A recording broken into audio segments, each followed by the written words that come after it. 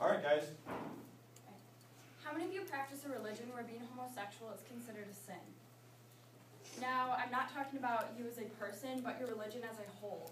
So, if you're a Christian, Jewish, or Mormon, you guys should be raising your hands for this. Yeah, so most of us do, but we don't agree with that part of it. But of course, if you're atheist or agnostic, then this doesn't apply to you. But mostly everyone in this room does. Now, I consider myself non-denominational, so I sort of get to pick and choose what I believe in. And I believe in gay rights and gay marriage for many reasons. There are more than 8 million adults in the USA who are considered to be lesbian, gay, or bisexual. How many of you know someone who is gay? Now, even if you don't think that you know someone who is gay, you could. There could be people in the school right now who are gay and haven't been able to come out because they're afraid. But they shouldn't have to be afraid. One of my best friends is gay. He asked me to keep his name confidential so for the sake of the story, we'll call him Joe. He is from a different state, so before you guys try and find out who he is, know that he doesn't go to our school. And if you know him, it would be through me.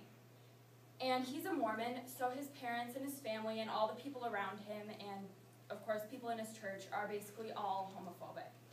He knows about one person at his school who's not, and that is the gay person that has come out. And he came out in 7th grade, and he's a very common topic of discussion and a big target for bullying. He hasn't been able to tell anybody else because his family will practically disown him, and his friends will never talk to him again. That's why I was the only person that he could ever tell about his sexuality. Now, some teens are lucky enough to have very accepting friends and family, but then there's people like Joe who have basically no one. And that's what he goes through every single day. He has to walk around pretending that he's somebody who he's not. And he has to pretend to agree on people's opinions about gay rights when he doesn't. And to make matters worse, he's falling for a guy who he doesn't know is gay or straight. Compare what I have to do when I like somebody to what he has to do when he likes somebody. When I like somebody, I can just tell them, and then if they like me back, we could date. But for him, he first needs to find out if this person's gay, and then even if he is, he needs to find out if he likes him back. And even if the small chances of those things happening work out, they have to keep their relationship a secret from the rest of the world. They have to walk around pretending that they don't care about each other. Can you even imagine what it would be like to go through that every single day? If people could just accept the fact that people don't choose to be gay, then gay people would be considered equal, like our country is supposed to stand for in the first place. After he told me, he was the happiest person in the world, and I've never seen anybody more relieved of something. It's like holding a huge secret for 5 years of your life and finally being able to tell somebody. Now, the Bible states that being gay is a sin, but I just want to know why. I didn't choose to love guys. My friend didn't choose to love guys. He was born that way. They try to change, and they can't, because that's just part of who they are. Nobody would choose to be gay, because nobody would want to live their life being bullied and teased for loving a certain sex. Nobody wants that life. And if God didn't want gay people, why did he even create them? I thought in creation, God puts together like all these little pieces of a person that he wants somebody to end up being, and then you basically are supposed to live up to that person. So why would God put that small factor of somebody being gay into that person if he didn't want gay people on earth? It just doesn't make any sense. And what does religion have to do with sexuality in the first place?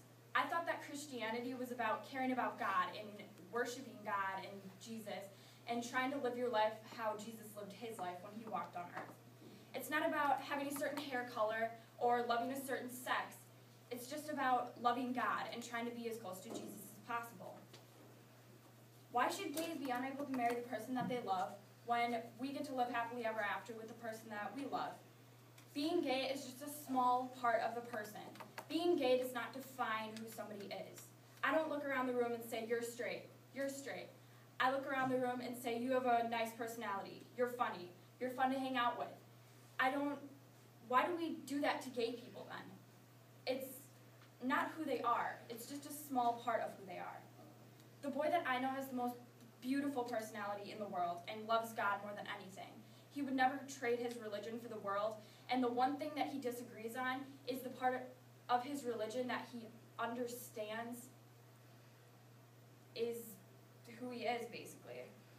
And he's been a great person the entire time that I've known him, even before he came out. And he's no different now. He's still him. Just because he's gay doesn't mean that he's a different person. Everybody deserves to marry the person that they love. And if you don't agree with gay marriages, just don't get one. Don't take away other people's rights because of your own beliefs. It's unfair.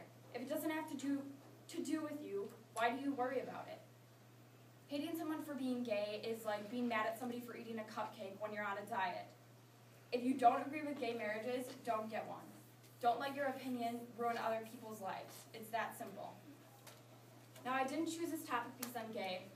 I'm straight. I chose this topic to stand up for anyone in this room, school, state, country, and world who's in the closet and hasn't been able to tell anybody. And if anybody in this room is and can't tell anyone, I want you to know that it's hard because people don't accept you. But I do. I'm always here.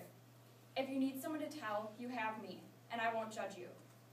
Even if you still choose to keep quiet about your sexuality, I want you to know that it's hard. You don't deserve this horrible life that people's beliefs put on you. It will get better, I promise.